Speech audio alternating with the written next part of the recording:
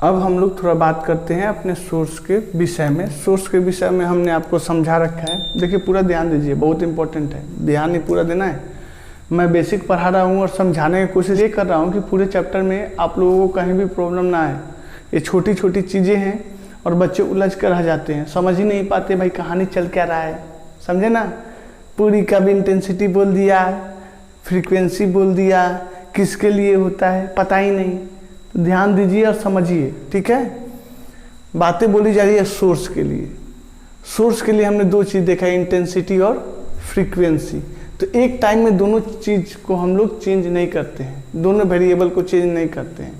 एक को वेरी करेंगे, दूसरा को कांस्टेंट मेंटेन करेंगे और उसके इफेक्ट को देखेंगे, ठीक है। तो देखिए पहला बार मैं क्या कर रहा हूँ, मैंने पहली बार में लिया है effect of variation in intensity. जो मेरा इंटेंसिटी है, पहले आप देखिए, जो भी मेरा इंटेंसिटी है हम इसे वैरी करा रहे हैं। और वैरी कैसे कराएंगे जी, इसके पोजीशन को चेंज करके मीटर सरफेस से। एंड इसके दौरान जो मेरा फ्रीक्वेंसी है उसे क्या रख रहे हैं, कांस्टेंट। जब हम ऐसा करेंगे तो क्या होगा, देखिए मैंने आपको बोला है कि जो ये सोर्स है और उससे जो भी रेडिएशन आ रही है वह कैपेबल है फोटोन को, ये जो फोटोन है यहाँ से इलेक्ट्रॉन को निकालने के लिए, उसके लिए कंडीशन क्या है कि एसिन्यू ग्रेटर देन होना चाहिए वर्क फंक्शन ऑफ मटेरियल। मैंने मान लिया फाई नॉट। अगर ऐसा है तो इस मेटल सरफेस से के अंदर जो भी इलेक्ट्रॉन है इस फोटोन को एक्सेप्ट करेगा तो वो बाहर निकलने की कैपेबिलिटी रखता है, E माइनस। इसको हम लोग क्या बोलते हैं, फोटो इलेक्ट्रॉन। अब देखिए जैसे ही यहाँ से हमने रेडिएशन डाला, एक एग्जांपल के लिए लेते हैं कि हमने 15 रेडिएशन डाला तो मैक्सिमम कितना इलेक्ट्रॉन एक्सेप्ट कर सकता है, तो 15 इलेक्ट्रॉन उस फोटोन को एक्सेप्ट करेगा। इस किस बेसिस पे बोल रहा हूँ, तो आइंस्टाइन ने कुछ अपना पोस्टुलेट्स दिए थे क्वांटम थ्योरी का। उन्होंने बोला था कि जो इसके ऊपर मेटल प्लेट के ऊपर फोटोन गिरेगी और ये इलेक्ट्रॉन बाहर निकलेगा, इसमें जो टाइम बहुत कम लगेगा। कितना, इंस्टेंटेनियस टाइम बोला था। अगर एक अप्रॉक्स डाटा पूछेगा तो 10⁻⁹ सेकेंड या -10 सेकेंड के अप्रॉक्स में चला जाता है। तो ये वो लगभग इंस्टेंटेनियस के इक्वल ही है। तो उतने टाइम में मात्र एक इलेक्ट्रॉन उस फोटोन को पकड़ेगा। अगर उस फोटोन के पास इतना एनर्जी है कि इस मेटल से वो बाहर निकाल पाए तो ये निकलेगा, नहीं तो इसी के अंदर रह जाएगा। और भी पॉसिबिलिटी हो सकता है कि इस इलेक्ट्रॉन जो फोटोनिक एनर्जी से मिला इस इलेक्ट्रॉन को, ये इलेक्ट्रॉन लेने के बाद मेटल के अंदर ही कोलाइड करके उस एनर्जी का लॉस कर दे और वो निकल नहीं पाए। वो तो अलग केस है, हम लोग फोटो इलेक्ट्रिक इफेक्ट में डिटेल से करेंगे जो भी पॉसिबिलिटी है, ठीक है। यहाँ पे जो हम बताना चाह रहे हैं मेन हमारा भी इंटेंसिटी का वेरिएशन देखना है। तो हमने 15 रेडिएशन इस पे फॉल कराएं, तो अगर 15 इलेक्ट्रॉन ले भी लेता है तो वो टोटल का टोटल बाहर आ भी सकता है और नहीं भी आ सकता है। तो मैंने यहाँ से मान लो 15 इलेक्ट्रॉन इस यूनिट एरिया से गिराया और यहाँ से मेरी 10 इलेक्ट्रॉन बाहर आए, तो अगर हमसे पूछा जाए और इसके दौरान 2 सेकेंड लगे, एक अपने कैलकुलेशन के लिए ले रहे हैं, तो मैं क्या बोलूँगा कि करंट क्या होता है जी, जो भी करंट क्या होता है, तो जो भी मेरा चार्ज है अपॉन क्या, जो भी मेरा टाइम लगा। तो चार्ज कितना, 10 इलेक्ट्रॉनिक चार्ज के इक्वल गया और जो उसमें टाइम लगा 2 सेकेंड, करंट पता चल जाएंगे, है ना। लेकिन ये इलेक्ट्रॉन इस मेटल सरफेस को छोड़ के बाहर चला गया तो इसके पास तो पॉजिटिव आयन डेवलप हो जाएंगे। तो जैसे पॉजिटिव आयन डेवलप हो जाएंगे तो इसे इलेक्ट्रॉन की आवश्यकता पड़ेगी। तो क्या होगा, अर्थ जो है इसके पास प्रचुर मात्रा में इलेक्ट्रॉन पड़े हुए हैं, तो यहाँ से इलेक्ट्रॉन फ्लो करके जाएगी इसके अंदर। जैसे इलेक्ट्रॉन का फ्लो होगा एमीटर बता देगा किसको, करंट को, क्योंकि चार्ज फ्लो हो रहा है और टाइम इसके पास जो भी है ये कैलकुलेट कर लेता है, ठीक है। इसमें डिवाइस लगा हुआ है, वह कैलकुलेट करके बता देगा कि करंट क्या जा रहा है, नहीं समझे। तो यहाँ से जब हमें करंट पता चल गया तो आप क्या करोगे, टाइम से मल्टीप्लाई कर दोगे, चार्ज पता चल जाएंगे। समझ में आ रहा है? तो यहाँ से हम कैलकुलेट कर पाते हैं कि इलेक्ट्रॉन कितना मेटल प्लेट से निकल रहा है, जितना निकलेगा उतना ये सप्लाई करता जाएगा, हमें पता चलती जाएगी। तो जब 15 हमने डाला तो देखा करंट का वैल्यू क्या मुझे ऑब्टेन हुआ इस अमीटर से। फिर हमने इस इंटेंसिटी को बढ़ा के 30 किया, फिर करंट को मैंने मेजर किया इस अमीटर की हेल्प से। तो क्या पाया कि जो भी यहाँ से इंटेंसिटी जब जब हम बढ़ाएं 15 से 30, 50 ऐसे, तो यहाँ से निकलने वाला इलेक्ट्रॉन की संख्या भी बढ़ती जा रही है। तो मैंने क्या बोला कि जो भी इंटेंसिटी है वो डायरेक्टली प्रोपोर्शनल है, ये डायरेक्टली प्रोपोर्शनल के रिलेशन में जा रही थी, किसके, फोटो इलेक्ट्रॉन के, फोटो इलेक्ट्रॉन के। और जो फोटो इलेक्ट्रॉन होता है ये डायरेक्टली प्रोपोर्शनल है किससे, मेरे फोटो करंट से। किससे जी, फोटो करंट से। समझ में आ रही है?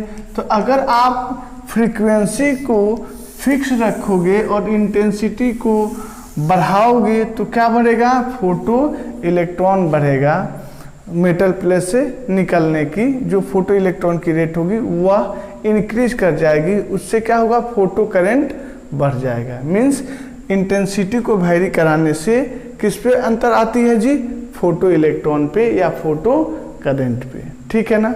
अब देखते हैं दूसरा variation, effect of variation in frequency. क्या देखते हैं, effect of variation in frequency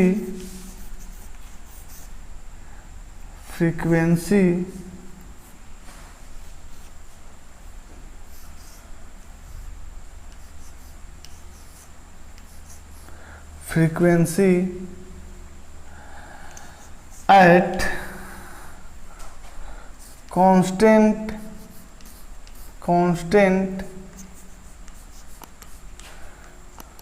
intensity।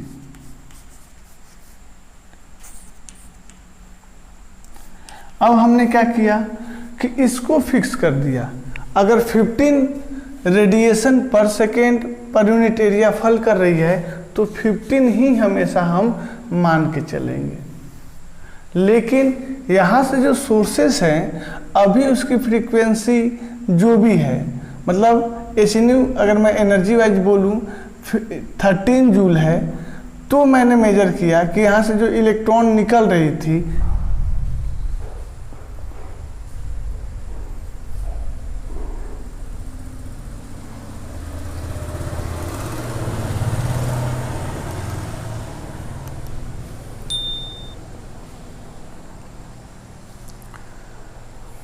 मैं क्या बोल रहा हूँ कि अब हम क्या कर रहे हैं कि इस सोर्स के एनर्जी को वैरी करा रहे हैं, मतलब फ्रीक्वेंसी को वैरी करा रहे हैं, मतलब एनर्जी को वैरी करा रहे हैं, लेकिन यहाँ पे इंटेंसिटी को सेम रख रहे हैं। मैंने 15 मान लिया कि पर यूनिट एरिया से 15 रेडिएशन इस मेटल प्लेट के ऊपर डाला जा रहा है, और स्टार्टिंग में मैंने इस एनर्जी का वैल्यू 10 जूल रखा है, जो कि कैपेबल है यहाँ से इलेक्ट्रॉन को बाहर निकालने के लिए। तो हमने देख लिया कि अगर इंटेंसिटी को फिक्स रखोगे तो यहाँ से निकलने वाला इलेक्ट्रॉन भी फिक्स रहेगा। मैंने मान लिया कि मिनिमम या जो भी इलेक्ट्रॉन निकल रहा है 10 इलेक्ट्रॉन बाहर आ रही है। ठीक है, अब फ्रीक्वेंसी को मैंने बढ़ाया, मीन्स फोटोन की जो एनर्जी है बढ़ाया, 10 से 15 जूल कर दिया, तो पाया कि अब इस कंडीशन में भी यहाँ से निकलने वाला इलेक्ट्रॉन कितना है, 10 ही है। जो भी हमारा यहाँ से फोटो इलेक्ट्रॉन निकल रहा है वह 10 ही है, लेकिन अब जो सोर्स से जो एनर्जी गिर रही थी अब उसके पास ज़्यादा एनर्जी थी। ये तो मेटल प्लेट का प्रॉपर्टी होता है, और ये जितना कंज्यूम पहले कर रहा था वो तो अभी भी करेगा। इलेक्ट्रॉन को अगर मान लीजिए निकलने के लिए 3 जूल एनर्जी की आवश्यकता थी, तो अभी भी इसे 3 जूल मिल गया, और आपने यूज किया था 10 तो 7 चला गया, अभी इसके पास है इलेक्ट्रॉन के पास। ठीक है ना? और आपने इसे 15 कर दिया तो 3 यूज किया, लेकिन अब इसके पास कितना 12 रह गया। हमने 20 कर दिया तो 3 यूज कर लिया, 17 इसके पास बच गया। अगर 25 किया तो 3 यूज किया, अब कितना बच गया 22 बच गया। मीन्स क्या देख पा रहे हैं, इलेक्ट्रॉन जो निकल रहा है वो तो सेम ही है, लेकिन इसके पास एनर्जी जो पहले की तुलना में जैसे जैसे फ्रीक्वेंसी बढ़ाते गए, सोर्स की एनर्जी बढ़ाते गए, इस इलेक्ट्रॉन की एनर्जी भी बढ़ती चली गई। और इसके पास कौन सी एनर्जी होगी भाई, जब मूवमेंट कर रहा है तो कोई भी चीज़, कोई भी ऑब्जेक्ट अगर उसके पास मोशन है तो कौन सी, ट्रांसलेशनल मोशन होता है, तो कौन सी एनर्जी होती है, काइनेटिक एनर्जी होता है। समझ में आया। और जो भी काइनेटिक एनर्जी होगी उसे क्या मैं बोलूँगा, मैक्सिमम काइनेटिक एनर्जी, क्योंकि इलेक्ट्रॉन इसी एनर्जी से जो रिमेनिंग बचा वो टोटली यूटिलाइज कर रहा है in form of kinetic energy. मतलब क्या हो पाएगा यहाँ पे सर, यहाँ पे क्या हो पाएगा कि सर यहाँ पे जो भी मेरा फ्रीक्वेंसी है इस बात पे डिपेंड करता था कि हम इसे इंक्रीज कर रहे हैं कि नहीं। आप इंक्रीज करोगे तो काइनेटिक एनर्जी जो होगा किसका, फोटो इलेक्ट्रॉन का, फोटो इलेक्ट्रॉन का, वह इंक्रीज करने लगेगा। लेकिन फ्रीक्वेंसी को बढ़ाने से फोटो करेंट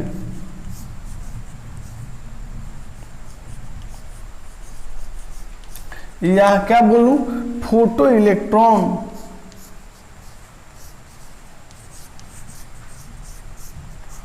क्या होगा, कांस्टेंट रहेगा, इसमें कोई परिवर्तन नहीं आएगा। समझ रहे हैं आप। ये दो बेसिक पूरी की पूरी फोटो इलेक्ट्रिक इफेक्ट में यूटिलाइज की जाती है। अब एनर्जी वाइज बात कर लें तो देखो मेरे पास यहाँ पे मैंने दिया था इसे 10 स्टार्टिंग में, तो इसको लेके ये क्या करता है 3 यूटिलाइज कर गया कहाँ पे, इलेक्ट्रॉन को जस्ट बाहर लाने के लिए, और बाकी जो भी बचा उसे यूटिलाइज कर गया किस में, काइनेटिक एनर्जी के फॉर्म में।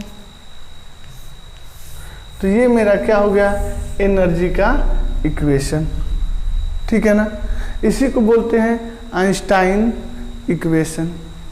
आइंस्टाइन फोटो इलेक्ट्रिक इफेक्ट का जो मेन इक्वेशन है यही है, H nu equal to work function plus maximum kinetic energy. चलिए अभी ये बेसिक में बात हो रही थी तो हम यहीं पे इसको स्टॉप करते हैं और फिर जो अपना सेल एनर्जी के बाद वाली जो बातें हैं उसे बढ़ाते हैं। हम लोग इस कंसेप्ट का यूटिलाइजेशन डायरेक्ट करेंगे किसमें, फोटो इलेक्ट्रिक इफेक्ट वाले चैप्टर में। वहाँ पे इन चीज़ों को अब नहीं पढ़ाई जाएगी, मान के चला जाएगा कि threshold wavelength, threshold frequency, frequency wavelength, electron मतलब फोटो इलेक्ट्रॉन, फोटो करेंट और जो भी एनर्जी इक्वेशन है ये आपको पता है, क्योंकि आपको बेसिक के दौरान ही समझा दी गई है। क्या प्रभाव पड़ता है सोर्स के फ्रीक्वेंसी को चेंज करने से और क्या प्रभाव पड़ता है सोर्स के इंटेंसिटी को चेंज करने से, ये दोनों चीज़ें आपको पहले से पता है। ठीक है ना बच्चों, तो मज़े कीजिए आप।